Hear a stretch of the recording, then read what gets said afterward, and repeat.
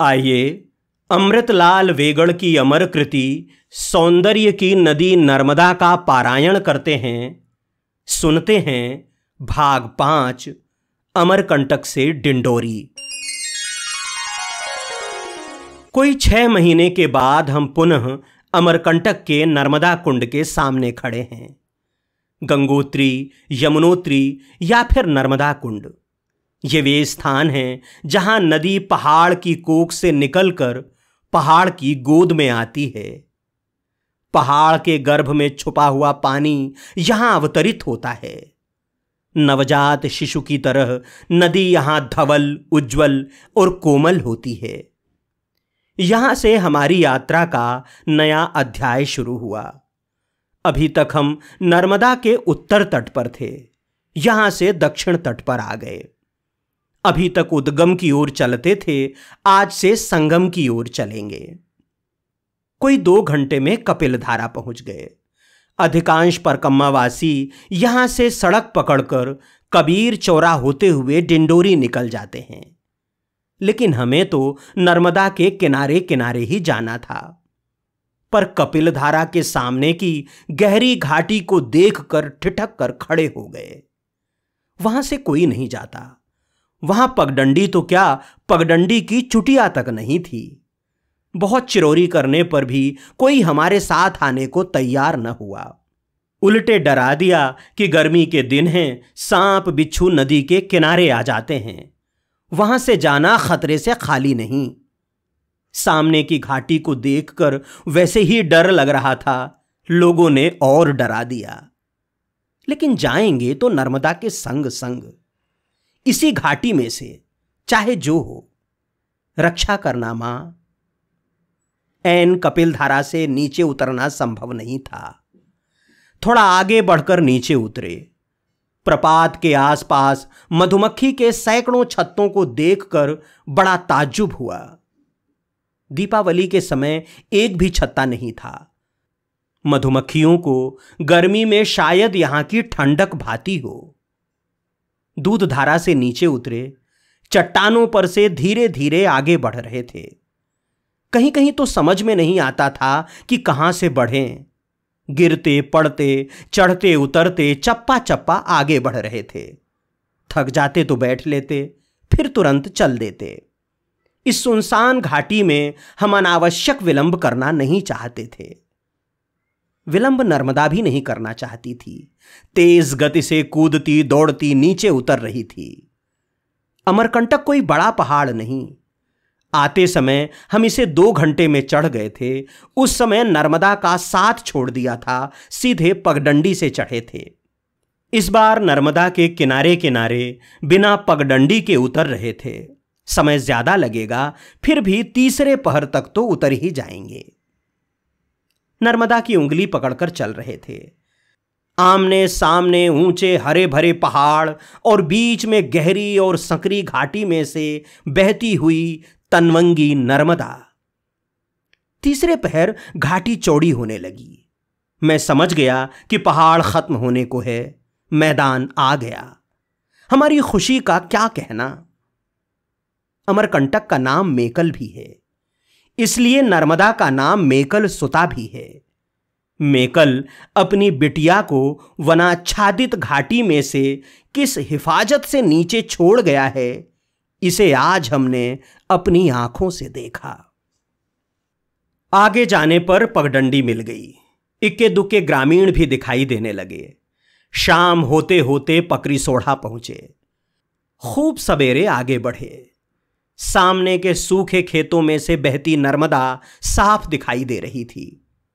अभी तक तंग घाटी के घने शाल वन में नर्मदा छुपी हुई थी, मुश्किल से ही नजर आती थी, लेकिन यहां से वो दूर से भी साफ साफ दिखाई देती है। नर्मदा का जन्म मानो गौरैया की तरह हुआ है। ऊपर कुंड के घोंसले में अंडे की तरह अवतरित हुई है। अंडे में से बाहर वो यहां नीचे निकली है। आगे एक पेड़ की छाया में भोजन बनाने बैठे। पास में किरगी गांव है, वहां का एक ग्रामीण नहाने आया था। हमारे बारे में जानकर बहुत खुश हुआ। कहने लगा, गुरुजी हमारे गांव में अखंड कीर्तन हो रहा है, जरूर आइए, मेरे घर पर ही ठहरिए। उसके घर पहुंचे। पड़ोस में अखंड कीर्तन चल रहा था। दूसरे दिन आम का विवाह था, तो वहां 2 दिन रह गए। उसके पड़ोसी ने घर के आंगन में आम का पेड़ लगाया था। 2 साल से उसमें आम लग रहे थे, लेकिन जब तक उस पेड़ का विवाह नहीं कर देता तब तक उसके फल नहीं खा सकता, ऐसा रिवाज है यहां। सो चमेली की बेल के साथ आम का विवाह रचाया है। पंडित जी आए हैं, विधिवत विवाह हो रहा है। हम ये सब रसपूर्वक देखते रहे। गांव के कठोर जीवन में ऐसे अनुष्ठान रस घोलते हैं। गारका मट्टा में गोपी कोटवार के घर पहुंचे। गांव में एक जगह शादी हो रही थी, हम भी शामिल हुए। भामरे पड़ रही थीं, सभी ने दूल्हा दुल्हन के पैर पूजे, मैंने भी पूजे। दुल्हन के हाथ में 2 रुपए रखे तो तहलका मच गया। सभी 10 अर्थात 10 पैसे जो दे रहे थे। एक मजे की बात यह थी कि यह लड़की का नहीं, लड़के का घर था। यहां 4 भावरें लड़की के घर पड़ती हैं और 3 लड़के के घर। यहां से चलने पर नर्मदा का एक प्रपात देखने मिला। नर्मदा के 20 प्रपातों में से सबसे लहुरा, कोई 1 मीटर ऊंचा। पानी ने पथरीले पाट को काट छांट कर खोखला बना दिया है, मानो नदी में कोठियां बनी हों। इसलिए इसका नाम है कोठी घुघरा। घुघर या घुघरा यानी प्रपात। श्रीहीन धरती पर से आगे बढ़ रहे थे। दिवाली के समय जब सामने तट से चले थे तब कैसी हरियाली थी। उसकी जगह अब है सूरज की ज्वाला से चटकी हुई भूरी सूखी जमीन। छाया के लिए कहीं पेड़ तक नहीं। डिंडोरी तक ऐसा ही उजाड़ रहेगा। इसलिए बड़े सवेरे चल देते और 9-10 बजे तक जो गांव आता वहीं ठहर जाते। अगला पड़ाव बंजर टोला, इसके बाद सिवनी संगम। यहां सिवनी नदी नर्मदा में आ मिली है। संगम पर बने मंदिर में रहने की बढ़िया व्यवस्था हो गई और यहां का एकांत भी मन को छू गया, तो यहां 4 दिन रह गए। शादियों के दिन थे। मंदिर के सामने की पगडंडी से बारातें निकलती रहती थीं। घोड़े पर कच्ची उम्र के दूल्हा दुल्हन और बाजे गाजे के साथ पैदल चलते बाराती। एक बार एक बारात तो उस पार चली गई, लेकिन अल्हड़ किशोरी दुल्हन नर्मदा के शीतल जल को पाकर लगी उसके साथ खिलवाड़ करने। वो भूल गई कि वो दुल्हन है। 2-3 हम उम्र सहेलियों के साथ पानी से खिलवाड़ करती रही। मुश्किल से गई। अद्भुत आकर्षण है मां नर्मदा में। बैसाखी पूर्णिमा के दिन खूब बारातें देखने को मिलीं। शहनाई, निशान, नगाड़े, टिमकी और झुमका के स्वर दिन भर गूंजते रहे। दूल्हा दुल्हन हाथ में पंखा लिए घोड़े पर सवार रहते। एक कांवर में दहेज रहता। पगडंडी पर चलते एक के पीछे एक 10-15 बाराती रहते। बस हो गई बारात। तोताराम पास के गांव गोरखपुर में मनिहारी का सामान बेचता है। रोज नर्मदा नहाने आता है। साथ में रहता है उसका तोता, पिजड़े में नहीं, उसके कंधे पर, लेकिन उड़ नहीं जाता। तोते से बड़ा प्यार है उसे। अकेला जीव, न घर न घाट, न कोई आगे न पीछे। थोड़े बहुत पैसे इकट्ठे होते तो तीर्थ करने निकल पड़ता। एक दिन मैंने पूछा, तोताराम तुमने शादी नहीं की? सगाई तो 3 बार हुई, लेकिन शादी एक बार भी नहीं हुई। किसी न किसी कारण से सगाई टूट जाती है।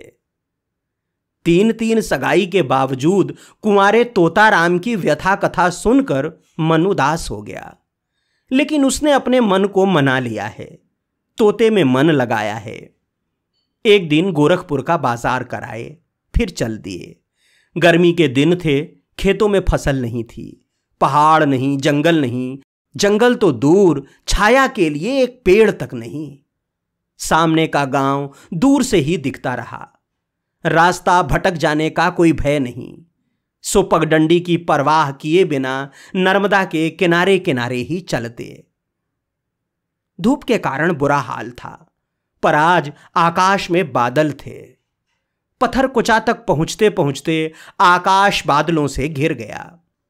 यहां नदी के पाट में बहुत सी चट्टानें थीं, वरना यहां तक कि नदी केवल मिट्टी में होकर बहती है। कपड़े धोने तक के लिए पत्थर नहीं था। दोपहर का भोजन हमने नदी के पथरीले पाट में बनाया। भोजन करके चले ही थे कि तेज वर्षा के कारण भागकर गांव में शरण लेनी पड़ी। थोड़ी देर की वर्षा में गांव में इतना कीचड़ हो गया कि चलना मुश्किल हो गया, इसलिए रात वहीं रह गए। पौ फटते ही आगे बढ़े। करबे मट्टा के पास एक टीला आसपास के मैदान से अलग पड़ता था, इसलिए ऊपर चढ़े। वहां छोटे बड़े नाना आकार प्रकार के सैकड़ों त्रिशूल जमीन में गड़े थे। इनमें से कई बड़े ही कलात्मक थे। जैसे तने में से डगाल और डगाल में से टहनी निकलती है, उसी प्रकार बड़े त्रिशूल में से छोटे और उनमें से और भी छोटे त्रिशूल फूटते थे। एक सादे आकार को कितने और कैसे कैसे रूप दिए जा सकते हैं, इसे हम चाव से देखते रहे। कभी ये स्थान तांत्रिकों का अड्डा रहा होगा, अब उजाड़ हो गया है। आगे लिखनी में एक वृद्धा से पीने के लिए पानी मांगा तो उसने कहा, आओ बेटा पानी देती हूं, लेकिन ऐसा करो रोटी खाकर पानी पियो। धूप में से आ रहे हो, खाकर पानी पियोगे तो ठीक रहेगा। मां जैसे बच्चे को फुसलाती है, दुलारती है, बिल्कुल वही भाव।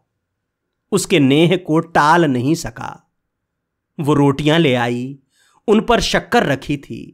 लो खा लो बेटा। कैसा तृप्ति का भाव था उसके चेहरे पर।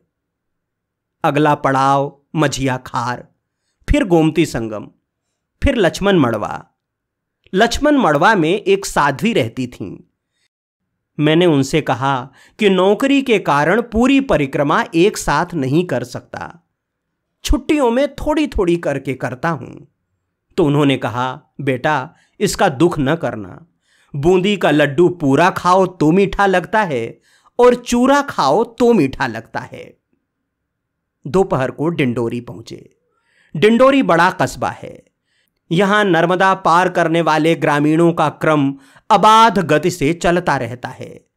सिर पर गठरी या कंधे पर कावर लिए पुरुष तथा सिर पर लकड़ी का गट्ठर और पीठ पर बच्चे को बांधे स्त्रियां पहले नर्मदा मैया की जय बोलकर प्रणाम करती, फिर नदी में उतरती। फिसलन और तेज प्रवाह के कारण बड़ी सावधानी बरतनी पड़ती है। मुख्य धारा आने पर सभी चौकस और चौकन्ने हो जाते हैं। सधे हुए पांवों से और एक दूसरे की बांह पकड़कर धीरे धीरे बढ़ते हैं। कैसा रोमांच है इसमें। यह दृश्य मुझे मगन रखता है। 3 दिन तक यही देखते रहे, फिर घर आ गए। अमरकंटक से डिंडोरी तक की ये यात्रा सबसे कठिन होनी चाहिए थी, लेकिन यही सबसे आसान थी। आधे दिन का पहाड़, 1 दिन का जंगल, फिर कुछ दिनों का सकरा मैदान।